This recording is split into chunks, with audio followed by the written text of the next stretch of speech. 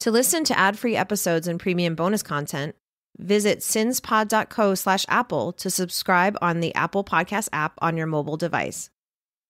Hey listeners, we want to hear from you. Head over to our FanList page and send us your questions, leave us voicemail, or subscribe to ad-free and exclusive bonus content. Visit fanlist.com/sinsandsurvivors to connect with us today. The following episode discusses topics related to domestic violence, including detailed accounts and descriptions that some listeners might find distressing or triggering. Listener discretion is advised.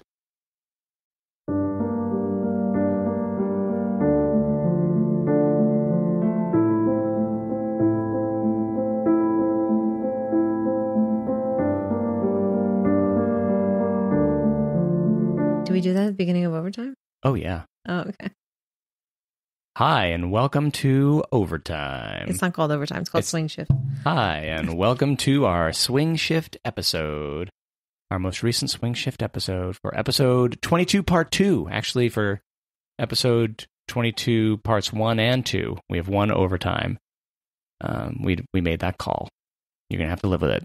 Although, if you don't like that and you want more overtime, please let us know. Write to us please. at Sean@sinsandsurvivors.com. Or John@sinsandsurvivors.com. If you have praise, please write to John@sinsandsurvivors.com. If you have complaints, please address them to Sean. It's fine. That's fine. So that was 3 cases. We did 3 cases in 2 weeks, which was really interesting. Yep. And we also have a possibly coming up in the next couple of weeks, an interview with a survivor who killed her abuser in self-defense, which I hope she's looking into whether or not she can be part of the podcast because she wants to speak with her attorney first, which is completely understandable. But I'm hoping that we can have her on for an interview. I think the audience would love to hear from her. Yes, absolutely. And I would too. I really want to hear her, what she has to say. Yeah. So, but we covered 3 other cases over these 2 episodes, 2 in Vegas and 1 in Elko. Elko, very small. It's a very small place. Have you ever been to Elko? I have never been to Elko. Me neither. In my research, I found that you can fly to Elko into their... They have an airport? They have an airport. They do. It's not a big airport, but you can fly there. You can't fly direct from Las Vegas, though. You have to fly through like Salt Lake, but Delta flies there. You can take a flight from Salt Lake to Elko on Delta? Yeah. Okay. Weird. I'm assuming that it's, not very often. Is it like an 8-person seater plane? It might be. It might be like one of those prop planes, like a commuter plane. I'm not sure. But it's not cheap. It's like $600. It's probably cheaper to drive then. Yeah, drive the is. 7 hours. Yeah, it's cheaper to take probably less. You probably take an Uber there cheaper. It's probably less annoying too than having to transfer and all that. Yeah, I think you transfer in Charles de Gaulle. Oh, okay. Convenient. So it's not too bad. It's 13 hours there, 13 hours back. Semi-direct. But Elko is like the largest city in even that area, as small as it is. I can't even call it a city, but I mean, that's where the largest within a few of the counties, just in that part, that upper northeast part of Nevada. And we definitely think of cities that are not Reno and Carson City, Las Vegas, Boulder City, and Henderson as rural Nevada, or at least I do. I think Elko probably qualifies as rural. I really wish I had looked up, like, do they have a movie theater? I know they have a casino. I'm sure they do. I know their big industry is gold mining. I know that I'm pretty sure that's what they're known for. Like that's the gold mine capital of Nevada or something like that. I'm going to tell you some statistics about Elko. You ready? I'm ready. Elko is the 8th largest city in Nevada. Las Vegas is the largest, then Henderson. Right. Then Reno. Sure. Then, are you ready for this one? North Las Vegas. Okay. Our listeners North might not Las know. Vegas is smaller than Reno? Yeah, okay. Smaller than Reno. Not by much, though. Is this population? Population. Okay. Population 2020. Okay. And, I'm sorry, I sorted by, population 2020, yeah. And then Sparks. Sparks. I didn't know Sparks had 100,000 people in it. I didn't know that either. That's how weird. many people live in Reno? Reno, 264,000 people. Okay. And North Las Vegas, 262,000. Okay. Yeah, Reno is larger than North Las Vegas. Wow. So, and then after Sparks, Carson City. Sure. Carson City only has 58,000 people. It's the seat of government. Yes. That's embarrassing. We have that many people in our yard, and they're walking around by our house today. Yes. And then Fernley. Wow. Okay. I've never heard of Fernley. I've heard of Fernley. There was a case I almost covered today, or out of Fernley. It's a weird flex. Sorry, I was just. That's okay. And then Elko. Sure. And then Mesquite. Mesquite. Yeah, I was gonna say it has to be Mesquite next. And then Boulder City. What? Shush. Boulder City doesn't have less than 10,000 people in it, does it? 14,000 people in Boulder City. All right, that's shocking. If you don't know, Boulder City is about 30 minutes away from Henderson. It's where Boulder Dam is, the Hoover Dam. The difference is like there's no Target or Walmart in Boulder City, but you can easily drive into Las Vegas, and there's an international airport there. I mean, you'd have to drive. I don't know how far you'd have to drive out of Elko to get to like a movie theater or. There's got to be a movie theater in Elko. I'm really curious now. I'm going to take that as an action item to look that up. I'm sure it's charming, too. They have mines. Their principal thing is mining. Yes. Mining was big in Nevada. Yep. Silver. What other? Tin. What else? Rhyolite. Nice. Fallon comes after that with 9,000 people. We know someone from Fallon. We do. Winnemucca, Ely. So now we're like, this is all very small. Like anything beyond, anything smaller than Boulder City, Fallon and beyond is definitely rural Nevada. I mean, a lot of these things are rural Nevada. Yeah. I mean, Mesquite, rural. Mm-hmm. I'm going to say anything outside of even North Las Vegas. Yeah. Is rural Nevada. Not Carson City. Or Reno, yeah. Yeah, not Reno.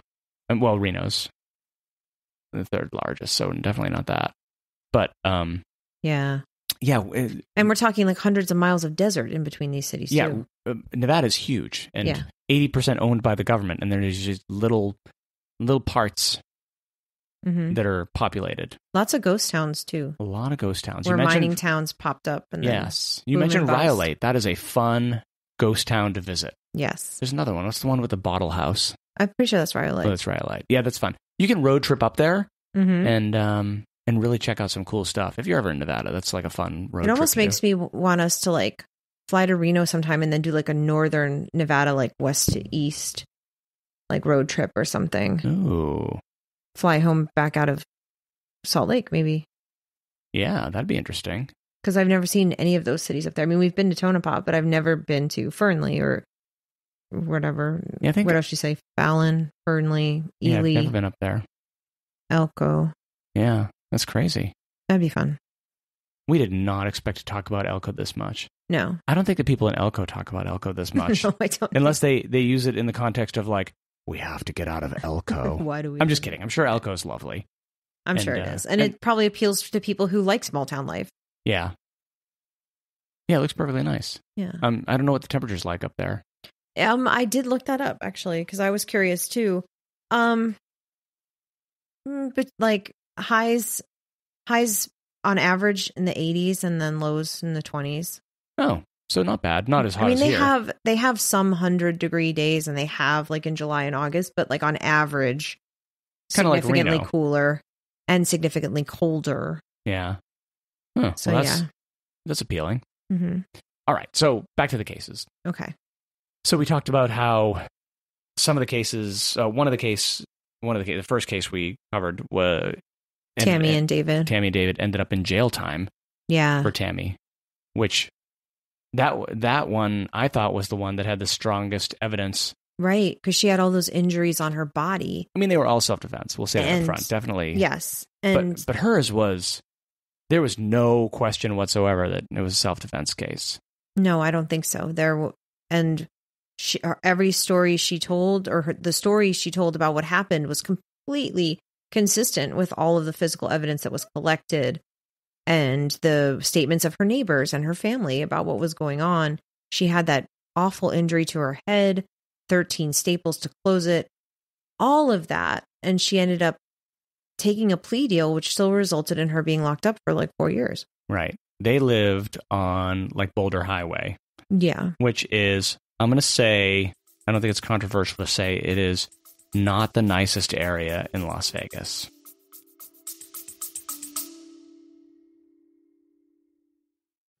Hi, it's Sean from Sins and Survivors, joined by the one and only John. I am the only John in this advertisement. Starting a podcast? Buzzsprout makes it simple. It's our choice for hosting Sins and Survivors, and here's why. Buzzsprout is user-friendly and perfect for beginners or pros. It offers essential features like easy integration with major platforms like Apple and Spotify podcasts, a customized web page, and insightful statistics to track your growth. What sets Buzzsprout apart? Advanced tools like Magic Mastering for audio quality, an AI assistant for social media and transcripts, and monetization options, including personalized ads. Start for free today. Visit sinspod.co/Buzzsprout to get your podcast live and share your story with the world. No, it's kind of like an older, more distressed community, part of Henderson, the older part of Henderson, more where we live less in affluent. Less affluent, yeah. And they lived in like a very small apartment complex, I would call it. I think it's 4 or 5 buildings. And then I think they're 8-unit buildings, 4 on the ground floor and then 4 on the second floor. I don't know how any two people live in 500 square feet together. Yeah, and when we looked at pictures, because like you mentioned in the episode when we're going over the facts, and it's like pushed her down on the bed, on the couch, on the chair, found on the futon. I was like, how do they have all this furniture in this little house? And I think it was just the piece of furniture that they were calling a couch was also a futon, which means it could go flat to be a bed. And maybe it wasn't very large. That's why the police called it a futon chair.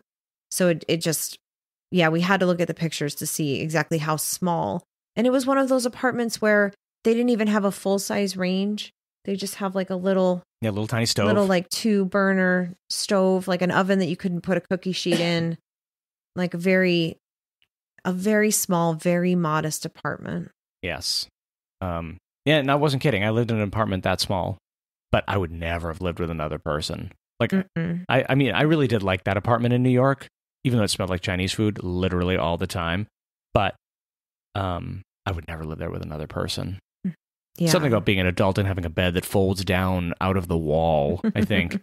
I don't know. People in New York do that. I don't want to judge. It's fine. Yeah. Whatever. Space is space. Yeah. And I know people do what they can to get by. So I think you're right that living in that small space meant there was nowhere to go. There was nowhere to hide. During the pandemic. Yeah. Oh, wait, was it the pandemic? No. They weren't in the 10 pandemic. years this before. Was 10 before. Okay. But like, or whatever, 8 years before. But like, even if they were fighting, it's not like she could go in a bedroom and close the door. Right. You can go in the kitchen. Yeah. There was nowhere to go. So compare that to the second case. Catherine's case. Yep. Catherine and Aaron. They lived in Summerlin. Mm-hmm. In a 2-story home with a garage. It initially looked like a small home to me. It was like, the homes are like, they're like a tube. Like, it's like they're not a lot wider than the 2-car garage in the front of the house, but they're 2 stories and they go back really far. So there's living space on the garage level and also living space upstairs. Mm-hmm. So it was like it's like a 4-bedroom. I don't know how many square feet, but like not small. No, not small. And like you pointed out, in a more affluent community, I'm going to go out on a limb and say they have an HOA. They definitely have a community there of neighbors who are outspoken.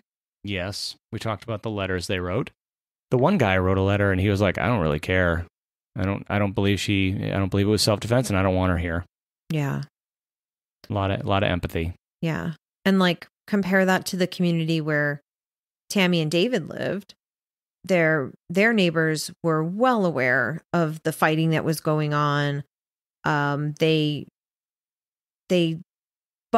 I'll say, they didn't seem to be taking any steps to have the police come out there. Mm-mm. That was not something they were interested in having happen. Nope. Or having her be evicted, or them be evicted for causing disturbances or being loud. I mean, their very own property manager knew that he was violent toward her. And obviously you should never evict someone from your property just because they're a victim of domestic violence. But it didn't sound like there was complaints being made in the sense that anyone wanted them to leave. Yeah, not at all.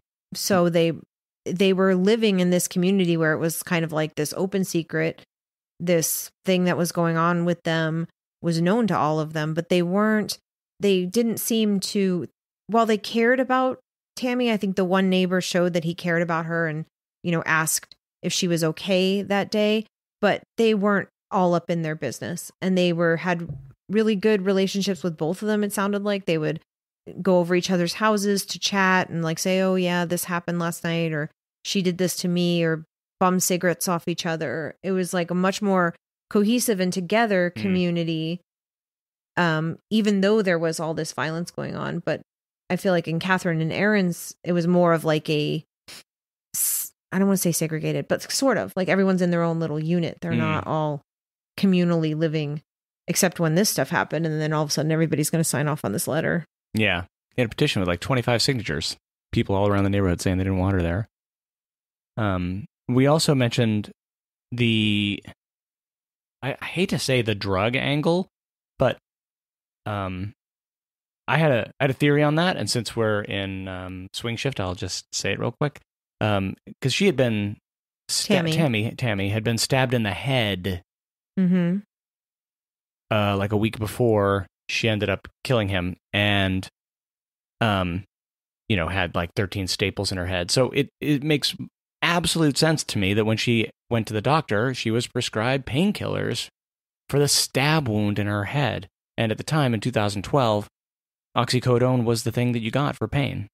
And it was the opioid epidemic, and it was definitely killing people, and it was definitely way more addictive than we knew. But it's not weird at all that she had that in her house, because a lot of people had that in their house. There was an opioid epidemic in every state in the country. Yeah. And it didn't matter what economic background you had or what your profession was or any of that. It was really common and, like you said, made widely available to people. And a lot of families have suffered because of it. They've lost people to overdose or are dealing with their addiction or them turning to more hard street drugs. So it was the reason why I was hesitant to really go into it in the episode was because in spite of all that, there's still like a stigma, and I didn't want to attach that stigma to Tammy.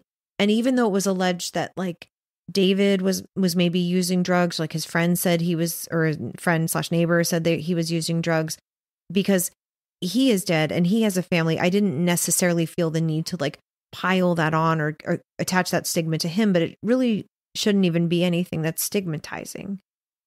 Right. So it just was, I hesitated to bring it up, but it felt like it was important part of the story when you were reminding me that if he was using drugs, it could have made him to be more violent or more volatile at the time. Right. And if he was taking her drugs, taking her oxy, that stuff was really addictive. And it's possible that he got addicted and then he just took her oxy and wouldn't give him to her, and she needed him for her pain. Yeah. He was like abusing her via denying her the medication. Withholding that was medication. A really important thing that you pointed out that could have been true. Yeah, that's a thing. It's a theory. We get that it's a theory, but it sort of fits the fact. And yeah. And then the last case, we were joking around about Elko, but that's the only case that really went to trial. So Tammy took a plea and got 4 years. Catherine took a plea, would have served maybe 5-6 years, but she got a suspended sentence and basically just got probation for 4 years. And then Brittany, I don't know if there was a plea on the table and she denied it. I don't know that, but her case actually went to trial, lasted 2 weeks. Good on her lawyer, because they brought home a verdict of not guilty because of her self-defense. Yeah. It makes me wonder if Tammy could have gotten, if she had gone to trial, if she could have gotten a not guilty. I wonder that too.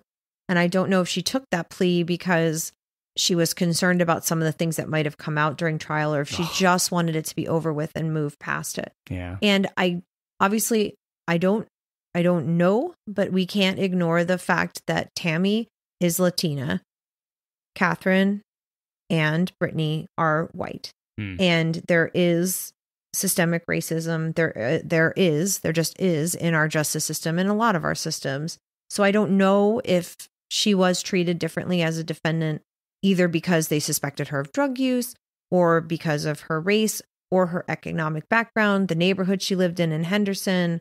I don't know, but I still cringe at that inequality that she was suffered because, like you said, she had the strongest evidence that she was being beaten on a regular basis, including a stab wound in her head. And she ended up serving 4 years for fighting back. Yeah, it's horrible. All right. Anything else you wanted to cover? No, I think the research. Which one do we research the most? I would say that we were equal in Tammy and Catherine time. Yeah. We really dug into the court documents for those two. Yeah. We didn't get any court documents for the one in Elko. No, but the Elko papers, the reporters had done a really wonderful job giving a lot of detail about what was going on. Like you said, I think they had 2 murders the year prior. And so it was kind of big news. There was a lot of drama and courtroom drama around it. So I think it was covered really well and extensively by the Elko press because, it's a small town of 20,000 people and it was probably on everyone's minds. Everyone was chatting about it. They probably were really interested. Where in Las Vegas, what are we pacing at? 3 or 4 murders a week? Yeah, it was probably huge news there. Mm-hmm. Yeah, right. So I think that was a great. Yeah, I think they worked well together. Yeah, a great thing, and I'm really hopeful to bring that interview. Yeah, in a couple weeks. We're hoping really that hopeful. happens. Okay, I guess we can wrap it up. Do you want to say the thing? I'll say the thing. Thank you for listening, and thank you as always for supporting the podcast. We really appreciate it, and we remind you, what happens here happens everywhere. Even Elko. Even Elko.